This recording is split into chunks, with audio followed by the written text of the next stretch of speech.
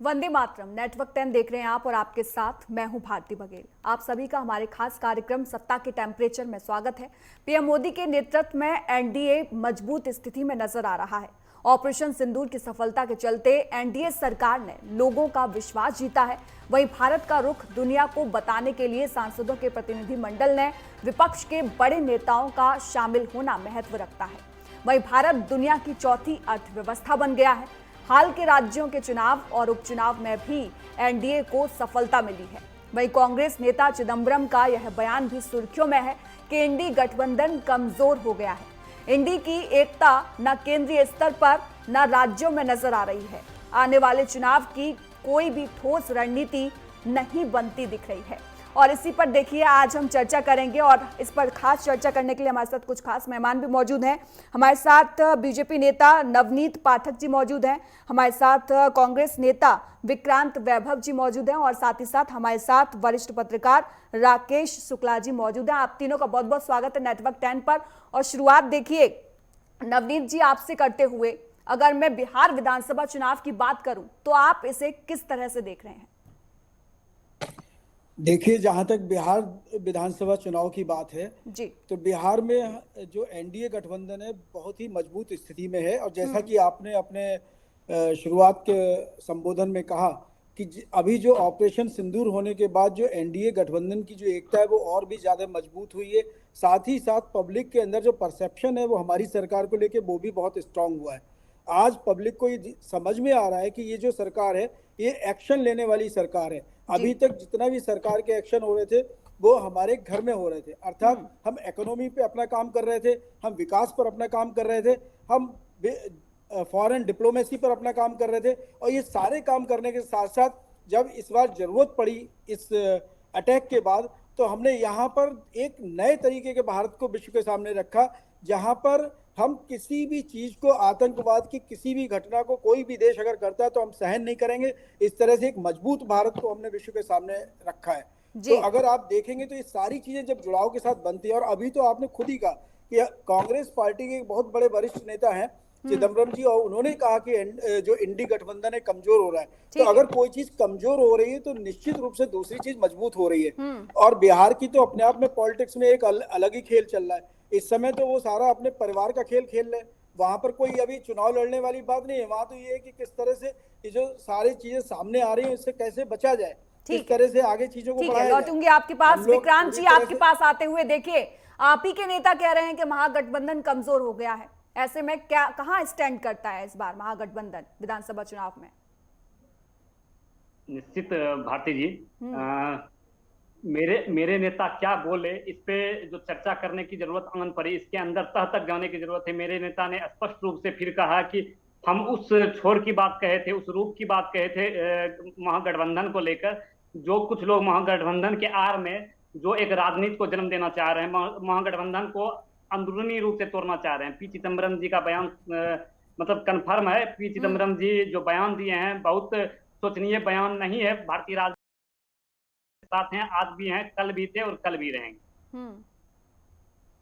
तो विक्रांत जी बयान होंगे, अगर बयान दिए जाएंगे तो चर्चा तो होगी विक्रांत जी, और जब चर्चा होगी तो जवाब भी देने होंगे। चलिए ठीक है, राकेश जी आपके पास आते हुए, बिहार की राजनीति को इस बार आप किस दिशा की ओर जाते हुए देख रहे हैं, अगर इस बार के विधानसभा चुनाव की बात करूं तो? मुझे लगता है बिहार में जिस तरीके के राजनीतिक समीकरण बदल रहे हैं उसमें अभी फिलहाल यदि कहा जाए तो राजग गठबंधन मजबूती के साथ आगे बढ़ रहा है। उसका कारण ये है कि एक तो नीतीश कुमार और भारतीय जनता पार्टी दोनों के बीच में एक मजबूत गठबंधन हो गया है। दूसरा, जातिगत समीकरण के हिसाब से एनडीए के साथ चिराग पासवान है, जीतन राम मांझी हैं।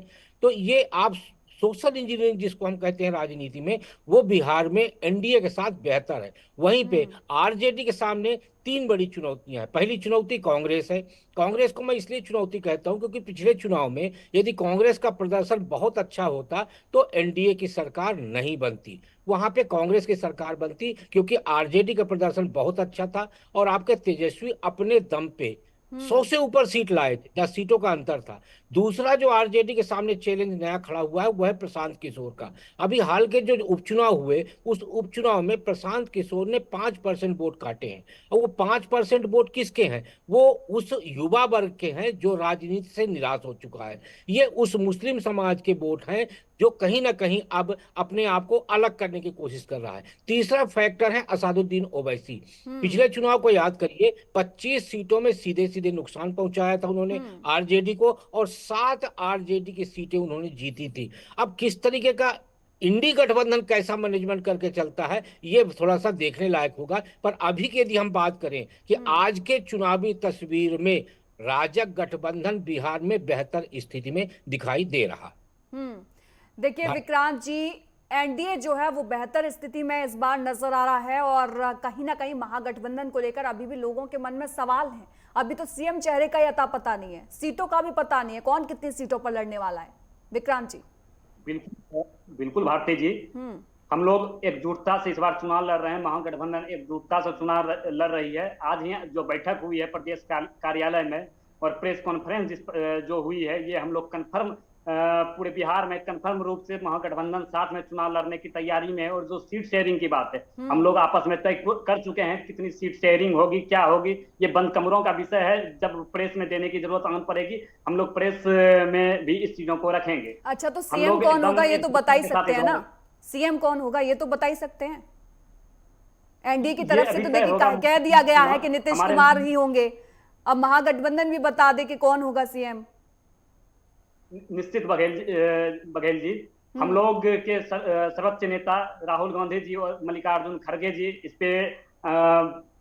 पे मंथन कर रहे हैं। इस पे जो भी बयान आएगा पूरे मीडिया बंधु के सामने आएगा। समय का इंतजार करके निश्चित रूप में पूरे बिहार को ये शुभ संकेत देखने को मिलेगा। विक्रांत जी, मंथन ही तो विवाद लग रहा है। अब देखिए तेजस्वी यादव पहले ही बोल चुके हैं कि सीएम तो हम बनेंगे भाई, लेकिन अब देखिए कांग्रेस ये बोल रही है कि मल्लिकार्जुन खड़गे और राहुल गांधी बताएंगे कि महागठबंधन के सीएम कौन बनेंगे।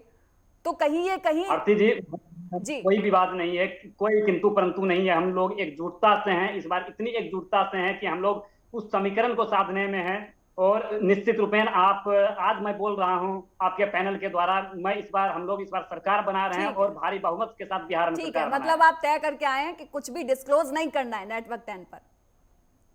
निश्चित डिस्क्लोज होगा, समय आने दीजिए, निश्चित रूप में डिस्क्लोज होगा। और पूरे बिहार ही नहीं पूरे देश इस चीजों को जानेगी, वे डिस्क्लोज। चलिए ठीक है। नवनीत जी आपके पास आते हुए, देखिए बिहार की राजनीति को जितना हमने देखा है, बिहार की राजनीति में सहयोग नहीं चलता, प्रयोग चलता है।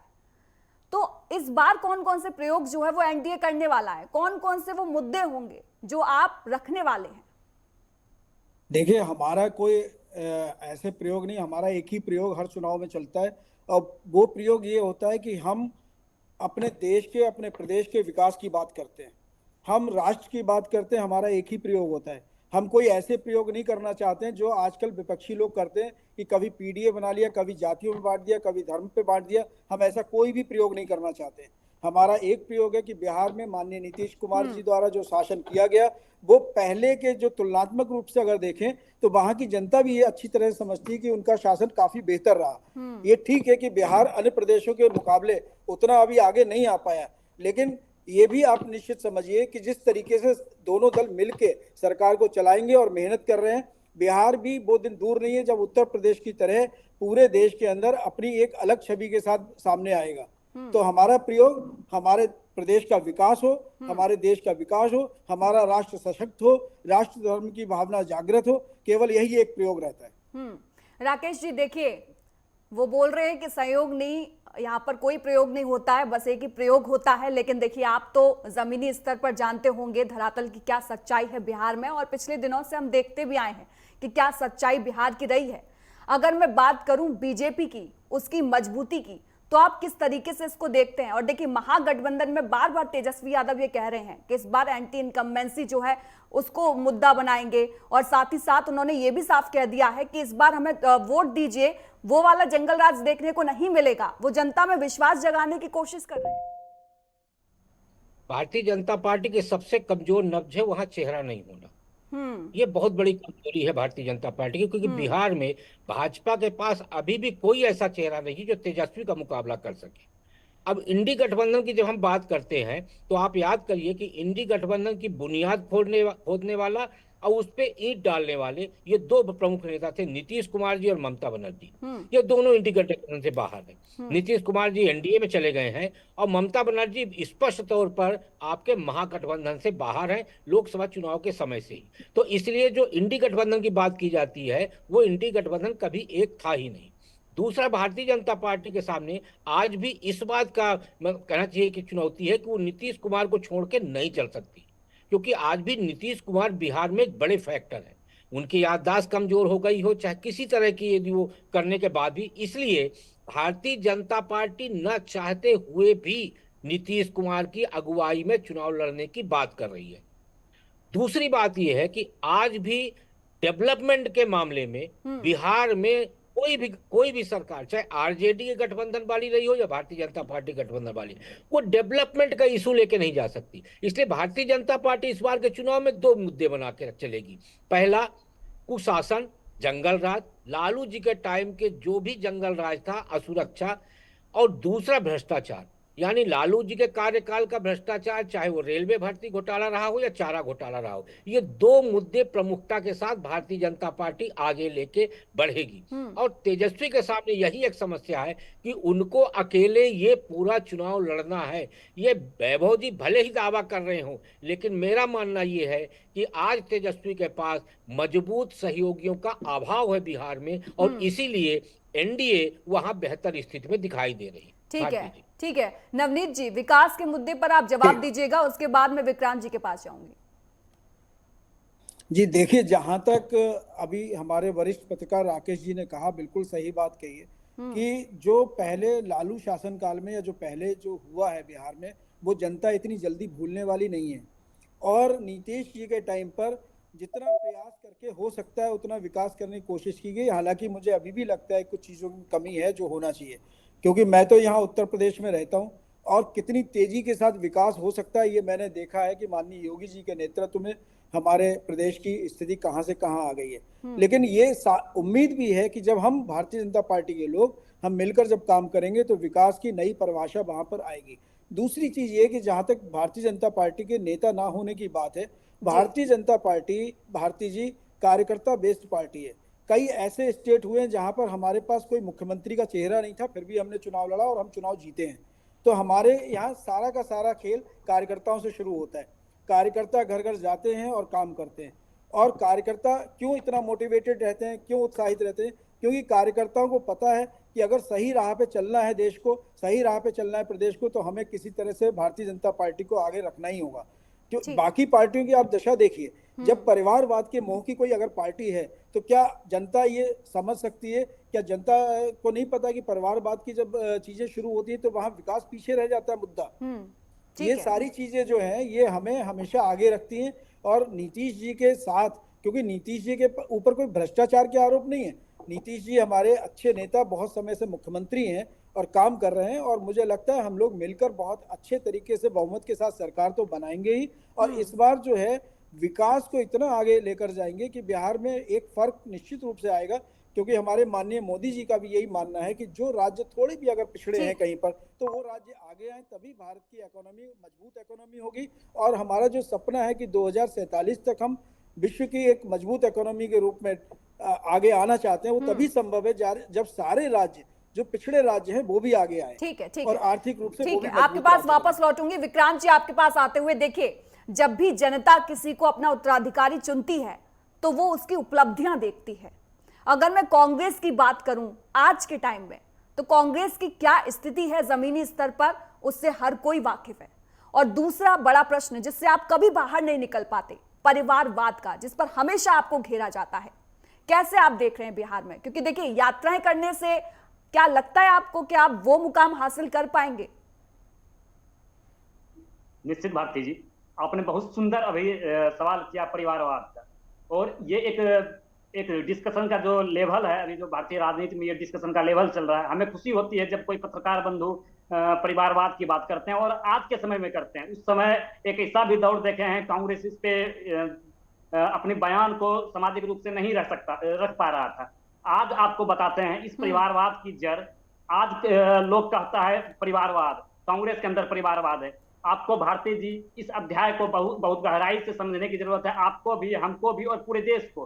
कांग्रेस पूरी स्ट्रेटजी फोरम में, अपनी पॉलिटिकल स्ट्रेटजी फोरम में कभी भी परिवारवाद पे काम नहीं किया है। आप समझिए, 2 पॉइंट अभी समझाऊंगा। भारतीय जनता पार्टी के परिवारवाद और कांग्रेस के परिवारवाद से अभी हम लोग इस पे चर्चा करेंगे। आप समझिए, जब तक माननीय नेहरू जी प्रधानमंत्री रहते हैं भारती जी, तब तक इंदिरा गांधी जी एक वार्ड पार्षद देश की नहीं बनती है। जब नेहरू जी एक्सपायर होते हैं, जब नेहरू जी खत्म होते हैं, उसके बाद माननीय इंदिरा गांधी जी प्रधानमंत्री बनती है। जब इंदिरा गांधी की हत्या होती है, उसके बाद राजीव गांधी प्रधानमंत्री बनते हैं। कमाल की बात करते हैं आप विक्रांत जी, आते तो एक ही परिवार से है ना सब, अब बाद में बने, उनके रहते बने। अरे आप मुझे बताइए, राहुल गांधी के अलावा और किसी को प्रधानमंत्री के रूप में आप देखते हैं? मेरा एक प्रश्न वैभव जी से है। विक्रांत जी, बहुत अच्छी प्रधानमंत्री दौर के लोग नहीं है, राहुल जो है वो कुछ नहीं थी, प्रधानमंत्री सीधे प्रधानमंत्री बनी। वो तभी बनी ना कि वो नेहरू के परिवार से थी।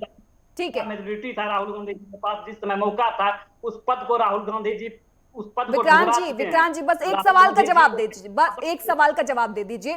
राहुल गांधी के अलावा किसी और को प्रधानमंत्री देखते हैं अगर कांग्रेस की सरकार बनती है, यूपीए बनती है? कई ऐसे नेता हैं, जब समय आएगा, जब प्रधानमंत्री बनाने की बात आएगी, किसको बना दिया, वही तो पूछ रही हूँ, किसको बना दिया या किसको बनाएंगे? राहुल गांधी के अलावा कोई और चेहरा है? बस मुझे आप इतना बता दीजिए। कांग्रेस में 3 लोग छोड़ के, नेहरू जी, इंदिरा जी और राजीव जी, जितने भी कांग्रेस से प्रधानमंत्री बने हैं, कोई भी उनके परिवार का लोग नहीं रहा है। विक्रांत जी, अभी की बात, अभी बैठे ना हम लोग, अभी की बात, वर्तमान की बात अगर मैं करूं तो राहुल गांधी के अलावा कोई और प्रधानमंत्री चेहरा आप देख रहे हैं? कांग्रेस का हर कार्यकर्ता प्रधानमंत्री मुझे बता दीजिए कौन बनेगा। ठीक है, मुझे नाम बता दीजिए। आएगी तो कोई भी कार्यकर्ता भारतीय जनता पार्टी से बेहतर प्रधानमंत्री कांग्रेस का कोई भी कार्यकर्ता साबित होगा। नाम बता दीजिए, एक नाम बता दीजिए कि अगर कांग्रेस की सरकार बनती है तो ये प्रधानमंत्री होंगे। आप कोई भी नाम को उठा सकते हैं, कांग्रेस का कोई भी नाम, आप जो भी समय की बर्बादी है ये सवाल पूछना, मुझे सिर्फ यही लगता है। नवनीत जी, किसी को भी मौका, नवनीत जी देखिए, परिवारवाद की जब बात आती है तो एक दूसरे को घेरना मौका दिया है। ठीक है विक्रांत जी, आपकी बात सुन ली मैंने। नवनीत जी, आपके पास आते हुए, परिवारवाद में देखिए बड़ी अच्छी उन्होंने एक परिभाषा दी है, क्या नहीं, उन्होंने तो अपनी परिभाषा जो दी है उसी में वो फंस रहे। उन्होंने अभी खुद ही बोला कि हमारी कांग्रेस में परिवारवाद की कोई जगह नहीं है, और इंदिरा गांधी को जब तक माननीय नेहरू जी रहे होंगे इनके, तब तक कहीं कोई स्थान नहीं मिला। तो अचानक इंदिरा गांधी के अंदर ऐसी कौन सी क्वालिटी डेवलप हो गई कि वो सीधे प्रधानमंत्री बनती हैं? हमारे यहाँ देखिए वैभव जी, आप बहुत बढ़िया अपने पक्ष को रख रहे हैं, लेकिन आप समझिए कि माननीय मोदी जी के घर का कोई व्यक्ति, कोई किसी सरकार में पार्षद से लेके कुछ भी नहीं है। माननीय मोदी जी की भतीजी जो है, जब वो बीमार होती तो वो सरकारी अस्पताल में जाती है। माननीय योगी जी हमारे यहाँ नेता हैं, वो जब उनका परिवार कहाँ है किसी से कोई मतलब नहीं है उसका। हम लोग जो नेतृत्व होता है ना, वो बड़ा इंपॉर्टेंट होता है। अगर आप बिहार की बात करें, बिहार पर ही वापस ज्यादा वक्त नहीं है मेरे पास। देखिए बहस में टाइम बात करेंगे कांग्रेस में, तो क्या कांग्रेस में, अरे आप अगर अभी कहेंगे ना, आपको ये कहना चाहिए था कि अरे देखिए साहब, हमारे यहाँ परिवारवाद नहीं है, मनमोहन सिंह जी को हमने प्रधानमंत्री बना दिया, आपको तो ये बोलना चाहिए था। लेकिन वो भी आप नहीं बोल सकते, क्योंकि वो तब बनाया जब सोनिया गांधी जी के लिए आप ही के जो सहयोगी लोग हैं उन्होंने मना कर दिया कि कोई भी विदेशी महिला जो है हम यहाँ प्रधानमंत्री के रूप में स्वीकार नहीं करेंगे। तो मजबूरी थी, आपने अपना एक रिमोट कंट्रोल से चलने वाले व्यक्ति को प्रधानमंत्री बना दिया। राकेश जी, आपके पास आते हुए देखिए, वैसे तो ये मुश्किल लग रहा है महागठबंधन की सरकार बनना, लेकिन मान लीजिए अगर आरजेडी जो है वो फुल पावर के साथ आ जाती है तो नीतीश कुमार के पास क्या ऑप्शन बचेगा? क्या जा सकते हैं वो फिर से? नहीं, नीतीश कुमार जी के लिए अब क्या है, सिर्फ वन वे बचा हुआ है। नीतीश कुमार जी अब जो है हाईवे के वन वे में आ गए हैं। अब उनके पास ना तो कहीं यू टर्न है और ना कहीं कट है, इसलिए वो एनडीए से बाहर नहीं जाएंगे। क्योंकि नीतीश कुमार जी के सामने जो सबसे बड़ा प्रश्न आ गया है वो है बेटे को सेटल करने का। आप ये मान के चलिए कि कांग्रेस में या आरजेडी में जाके वो बेटे का सेटलमेंट नहीं कर पाएंगे, भारतीय जनता पार्टी में ही उनके बेटे का सेटलमेंट हो पाएगा। इसलिए यदि मान लीजिए आपकी की बात यदि हम माने और आज एनडी गठबंधन की सरकार यदि बनती है, तो मेरा अपना आकलन यह है कि नीतीश कुमार जी केंद्रीय राजनीति में आएंगे और नीतीश कुमार जी के बेटा पहली बार एमएलए बनेंगे और राज्य की राजनीति में उनको सक्रिय किया जाएगा, क्योंकि जो भी जेडीयू का वोटर है नीतीश कुमार जी का, उसको शिफ्ट करने का प्रयास किया जाएगा उनके बेटे के पीछे। और यदि ऐसा नहीं हुआ तो क्योंकि वहां का मिजाज जो है राजनीतिक वो बिखराव का है, तो एक जो सबसे बड़ा डर है वो ये है कि जेडीयू का वोटर है कहीं बिखर ना जाए, इसलिए नीतीश के बेटे को स्टेट में रखा जाएगा। और यदि मान लीजिए खुदा ना खास्ता यदि सरकार बनी महागठबंधन की, तो नीतीश कुमार जी को केंद्रीय राजनीति में लाया जाए। चलिए ठीक है, आखिरी कमेंट लूंगी क्योंकि वक्त बहुत कम है। नवनीत जी आपके पास आते हुए आखिरी कमेंट। जी जी, जहां तक राकेश शुक्ला जी जो बोल रहे हैं, पहली बात तो ये कि अभी ऐसा कोई इफ एंड बट वाली बात नहीं है। वहां पर जो अगर आप वहां की जो जनता से आप सर्वे कराएंगे, जो भावनाएं देखेंगे, तो निश्चित रूप से हमारी सरकार जो आ रही है, मिलीजुली सरकार जो है एनडीए गठबंधन की, वो आ रही है। दूसरी बात ये है कि यहाँ पर जो बात चल रही है वो परिवारवाद के ऊपर अभी प्रश्न उठा रहे, तो जिस तरह से नीतीश कुमार अगर सेट भी करेंगे तो ये महत्वपूर्ण लीडर के रोल में रहेंगे, ये जरूरी नहीं है। कोई भी नेता का अगर बेटा या बेटी है, अगर वो राजनीति में आना चाहता है तो वो आ सकता है, इसमें कोई बुराई नहीं है। बुराई यहाँ शुरू होती है इस बात से कि अगर हमारा परिवार है, हमारे यहाँ 10 लोग हैं, तो 10 के 10 हमारे विधायक सांसद बनेंगे। हमारी अगर ये पार्टी में लीडरशिप करनी तो केवल हमारे घर के लोग करेंगे, और जिस डायरेक्शन में चलना है उसी डायरेक्शन में चलेंगे, हम किसी की बात सुनेंगे नहीं। इसको परिवारवाद कहते हैं। जैसे यही बात अगर हम यूपी में लें तो समाजवादी पार्टी के अंदर केवल मुलायम सिंह यादव का ही परिवार राज करेगा। वहां अगर विधायक बनने हैं, सांसद बनने हैं, तो मैक्सिमम जितने उनके परिवार का अगर छोटा बच्चा भी उस एज ग्रुप में आता है तो कहीं ना कहीं जिला पंचायत का अध्यक्ष बनेगा, कहीं ना कहीं का विधायक बनेगा, कहीं ना कहीं का सांसद बनेगा। ये स्थिति भारतीय जनता पार्टी में नहीं होती है। ये अगर आप इसको तुलनात्मक देखेंगे तो हम लोग संगठन वाली राजनीति करते हैं। संगठन आगे रहता है। अगर आपके अंदर अगर आपके अंदर टैलेंट होगा तो हमारे यहाँ मौका मिलेगा। ठीक है विक्रांत जी, छोटा सा कमेंट। जहां परिवारवाद की बात आती है, भारतीय जनता पार्टी इस चीजों को कभी नहीं पटल पे रखेगी। आप सिर्फ भाजपा के 2-4 लीडर को छोड़ के, अब बात छोड़ के, उसके बाद आप तो जितने भी लीडर हैं उनका इतिहास देख लीजिए। राजनाथ सिंह से लेके जो भी भारतीय राजनीति में भारतीय जनता पार्टी से जुड़े लीडर हैं उनका इतिहास देख लीजिए। हर किसी का बेटा भारतीय राजनीति में सक्रिय है। और सक्रिय ही आईना दिखाइए, हम आपको आईना दिखाएंगे। यही चल रहा है राजनीति में। आप तीनों का बहुत बहुत धन्यवाद नेटवर्क टेल से जुड़ने के लिए। तो इंडी के घटक दल आपस में ही टकरा रहे हैं लंबे समय से, कोई बड़ी बैठक भी नहीं हुई है। कांग्रेस का राज्यों के सहयोगी दलों से कोई तालमेल बनता नहीं दिख रहा है। इंडी कहीं भी एकजुट होकर केंद्र का मुद्दों पर विरोध नहीं कर पा रहा है, जबकि मोदी सरकार इस पारी के 1 साल पूरे होने की जोर शोर से तैयारी कर रही है और एनडीए गठबंधन का केंद्र और कई राज्यों में जो प्रदर्शन है उस आधार पर बनाया जा रहा है। गठबंधन का नेतृत्व कर रही बीजेपी का सहयोगी दलों से ठीक ठाक तालमेल दिख रहा है। तो फिलहाल सत्ता के टेम्परेचर में इतना ही। बिहार की सियासत में क्या कुछ होगा ये देखने वाली बात होगी। फिलहाल के लिए मुझे दीजिए इजाजत। जय हिंद।